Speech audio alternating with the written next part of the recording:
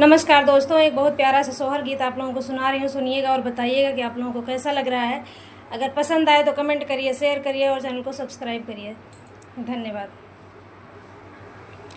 सोवती राह ल्यो से जरिया हो सासू, बोलिया बोलई हो तो ननदी, गोहरा वही हो तो ननदी, गोहरा वही हो। मोरी बहुहरी कौने ललन वाके खातिर हो सोईऊ, दिन दोपहर हो सोईऊ, दिन दोपहर हो।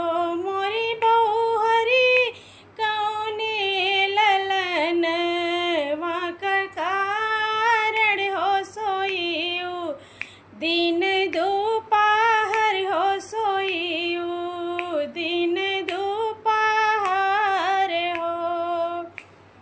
यतनी बचन सुनी बहु हरियर गंगा तट रो, मैयर गंगा तट रो माई है। माई गंगा दई दे तू अपनी लहरिया हो डूबी, मरी जा हो डूबी, मरी जाईती हो।